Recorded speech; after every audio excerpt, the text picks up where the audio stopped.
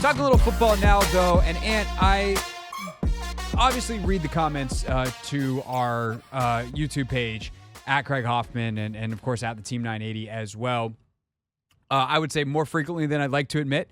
I read them quite often. We joke about never read the comments, and we do the segment now on Thursdays. And sometimes something comes up often enough where I'm like, you know what? I don't want to wait until never read the comments. I'd actually like to respond to it because I think it's an interesting discussion point. And I think this year more than any other that I've been doing this football talking, I have learned more about the scouting process. And probably because more than any other year, this feels like a critical draft. Like, obviously, Washington had the second pick in 2020 where they wound up taking Chase Young, but because Young was so much a foregone conclusion, and because at the time, like, they had already taken quarterback, and because I also, if I'm just being blunt, like, there's only so much that I trusted their front office to even listen to their scouts anyway because of what happened the year prior, where the owner walked in and told them to take a quarterback that none of the scouts actually wanted to take at 15 in Dwayne Haskins,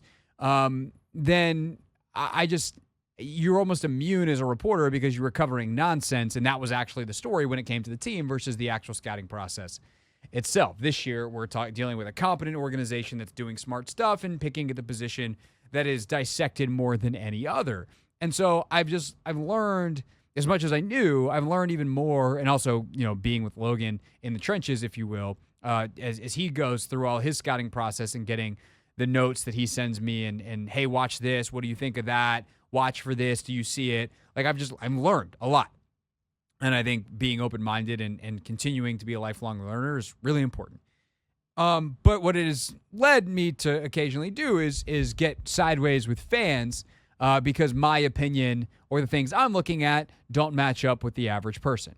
And what I want to do now is just be super transparent with something that I think I've learned throughout this process, and that applies specifically to Jayden Daniels.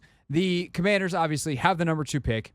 Daniels is currently the betting favorite. And I'm going to say this at the front end, and I'm going to continue to say this for the next couple of weeks because I somehow have been pigeonholed by the internet, which is always where you should go for self-respect and validation. I've been pigeonholed as someone who doesn't like Jayden Daniels and that I'm a quote-unquote Drake May guy.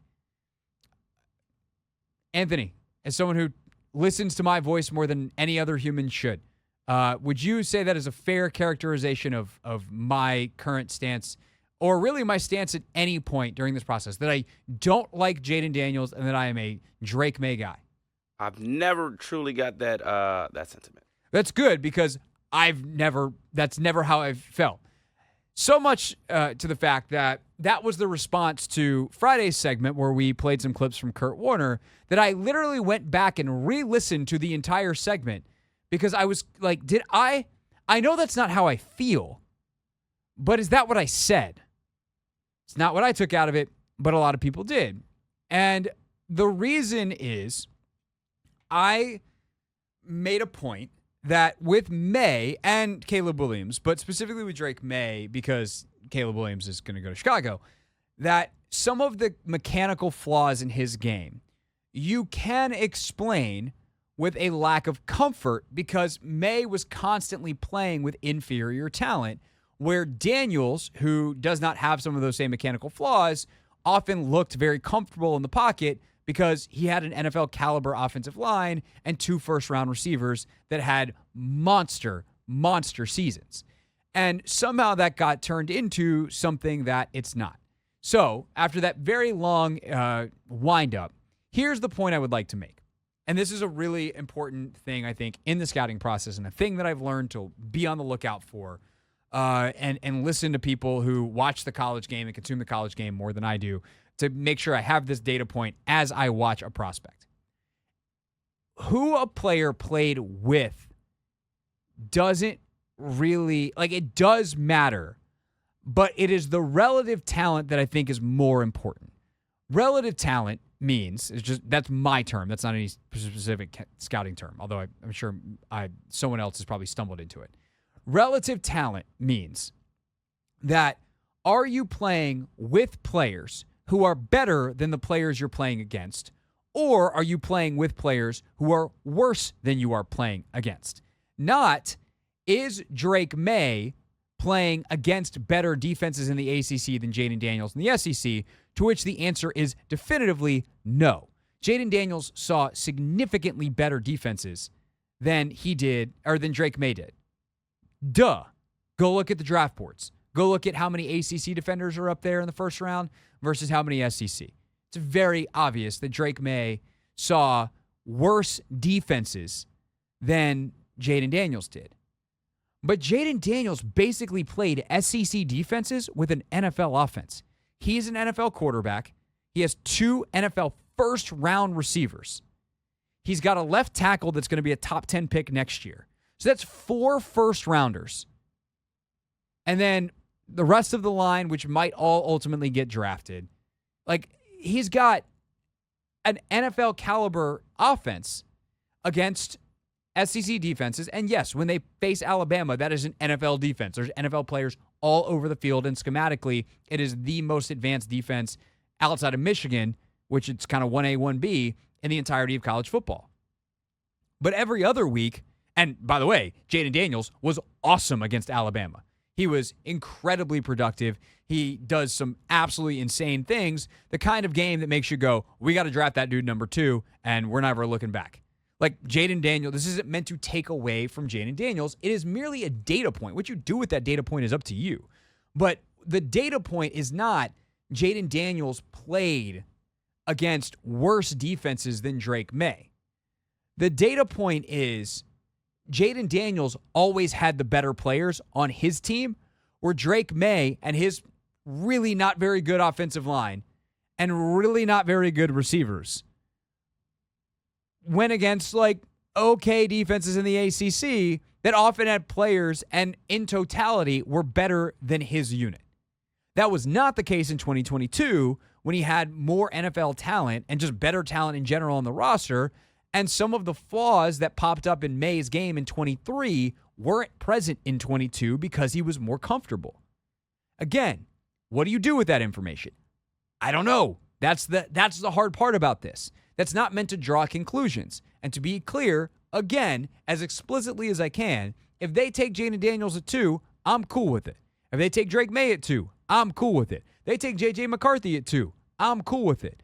I think those are 3 players who are all on the same level, who have varying strengths and weaknesses, and depending on what you think of those strengths and those weaknesses and the interview process, which none of us are privy to, you take the guy that you like the most. But I think what happened was everyone heard me say, well, Jayden has better talent with him. And it's like, well, he also faced better talent, but the proportions are not the same. The ratios of the talent that Jayden had with him and was playing against are very different. Now, it should be pointed out, you could say basically the same exact thing about Joe Burrow. And Joe Burrow has worked out just fine in the NFL. And maybe that's it. I think a big difference between Joe Burrow and Jayden Daniels is that Joe Burrow basically had 1 season of college football. And that college football season was one of the best we've ever seen. Jayden has started, 56 games, I think it is? And none of his seasons look remotely close to what his senior year was. He had never thrown for 3,000 yards. He had never thrown for 20 touchdowns. He threw for 3,840. So did he all of a sudden figure it out? And you say, well, okay, well, that talent that he had with him, it was there in 2022. Yeah, why did Brian Thomas Jr. have 361 yards receiving as a sophomore and 1,171 as a senior? Like, what happened there? Did Brian Thomas Jr. get better? Did Jayden Daniels get better? Like, that's what these scouts are trying to figure out. Did their offense change schematically? Did they change how they coached it? Like, this is the problem when people are dogmatic about their quarterbacks in a draft class. If your whole identity for months has been, I'm a Jayden Daniels guy. you got blinders on that probably prevent you from seeing the potential downfalls in Jayden's game and the potential upside in others. By the same token, if you are a Drake May guy or a Caleb Williams guy or a J.J. McCarthy guy, the same things apply. And I think that's kind of what drives me nuts at this point in the process. With 2 weeks to go, 2.5 weeks to go until we're in Detroit for round one. Again, we are taking the show to Detroit for round one. We'll be there on April 25th. I think what I've realized, Ant, by the end of this process is I thought I would get to a point where I had one guy and I was like, that's my guy. I don't know how much more declarative I can be than what I'm about to say. I am not going to finish this process with strong feelings. I am not going, on April 25th, I will say I think they should take player X because that's what we do. And ultimately, I'm then out of time to change my mind. And so we'll go off the air at 7 o'clock, and I will say, I think they should take Jayden Daniels or Drake May or J.J. McCarthy. And then an hour and a half later, they will. They'll take someone. And if it's not the guy if I say they should take Jayden Daniels, and then they take Drake May, the next day, you know what I'm going to do? I'm going to come on the air and be like, that was a good pick. And I don't understand, I've spent a lot of time watching these guys. I've spent a lot of time talking to a lot of smart people. I've thought deeply about what works at quarterback in the NFL. And I cannot fathom, based off of that summation of facts, having a strong opinion that your entire personality is that you are a insert any of those quarterbacks here guy. It does not make sense to me. I just tried to give if you're just tuning in, a scouting report of each of the top four guys. We might get to some Knicks and Penix thoughts here as well. But the top four guys, because I do think we've lost the way a little bit on some of this, where people have actually gotten some of the information wrong. What you do with that information is up to you. And that's where we kind of started, is a lot of folks looked at what I said Friday about Jayden Daniels, that, hey, Drake May, you can explain a lot of his footwork issues and other things by the fact that he didn't have superior talent. And I even just was reading some more of the comments, and someone goes, I don't understand how you can ding Daniels. I'm not dinging Daniels. I'm just trying to say, hey, if you are concerned about this for Drake May, some evaluators will just dismiss it because it's easily explainable. And so that's what you're trying to do, is you're trying to figure out, okay, of the cons, what do we think is we can either fix with coaching or circumstances? And a lot of folks look at Drake May and say the inconsistency in the footwork comes down to a bad offensive line and bad receivers and a lack of trust, and it's hard to be solid in your technique when you don't have trust in what you're doing. That's a Drake May commentary. That's not a Jayden Daniels commentary. Yeah, Jayden was awesome. And you know what he did with that? He was awesome. Like, he had great players around him. He had awesome talent around him, and he was insane. 40 touchdowns to 4 picks. What are we even talking about? What we're talking about is not Jayden Daniels. We're talking about Drake May there. But some people are so quick to jump and defend their guy because somehow, this has become people's religion as we get towards this draft, that I'm just like, do you not realize that this, like how ridiculous this is, this whole thing that you're doing right now? But that's what I get for being too online sometimes. So that's actually honestly my fault. Let's go to Kelly. Kelly, thanks for calling. You're on the Hoffman Show. Hoffman. What's up? Hey, I think you're on the money. I understand what you're trying to say, and I don't take you as a anti-Daniels guy because you're framing it that way. The way I would look at it is, what quarterback's going to give the defensive coordinators we have to face the most headache game planning for right now? And I think Daniels is far and above better than May in that category. Also, in terms of the competition they play together, you play who you play, right? And you play with who you play with. Of course. And so the fact that he faced SEC competition, and each of the last 2 years he got better against that competition, I like what he faced. Only person second to that, I would say, is J.J. McCarthy. I mean, facing, that Big Ten competition to have to play Ohio State every year and play high bowl games. But in terms of the quarterback doing what he needs to do, protect the ball, score points. He did what he needed to do. So yeah, that's my take on it. But I understand what you're saying. Yeah, no, Kelly, I appreciate that call because like the thing is, if they take Daniels in 3 weeks, or 2.5 weeks, I'm not going to be mad about it, and I will totally understand it for all the reasons that Kelly said. Game planning against a guy who can escape the pocket and run for 80 yards is a disaster for a defensive coordinator. But it's a weird thing because he's not like Lamar is obviously the guy in recent memory who is like that in the league, and game planning against Lamar is terrible.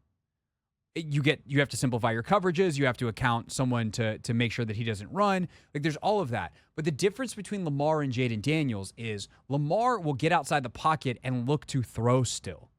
Jayden Daniels in college was a one and run kind of player with frequency. There are definitely examples on his tape of him getting through progressions. It's not like it's not there, etc. But the tendency for him was, I got Malik Neighbors and I got Brian Thomas Jr. And if I look towards that guy, whoever's my primary, and he's not open, I can take off and I can make a big play. And that's not going to work with the same consistency in the NFL. And so what you want is a guy that will stand back there and throw from the pocket, which Jayden Daniels will do. He also has plenty of examples on tape where he just sits back there and, he's got super clean pockets because the O-line was really good. And he sits back there and reads it out. And you're like, okay, this is cool. But what happens when you have muddy pockets? If the pocket gets muddy in college, he runs. If the pocket gets muddy in the NFL, can you move and shift around the pocket itself, where McCarthy actually is excellent at that, and make a play with your arm, or get out and scramble and make a play with your arm outside the pocket, where May is probably the best of the three, versus what Jayden will do, which is just take off and run, where he's by far and away the best of the three. So that is the conundrum, is this very common NFL thing that happens. Which solution do you want? And do you think you can coach up whichever guy you take into the other solutions being in the bag of possibilities? This is the Hoffman Show on the Team 980 and the Odyssey app.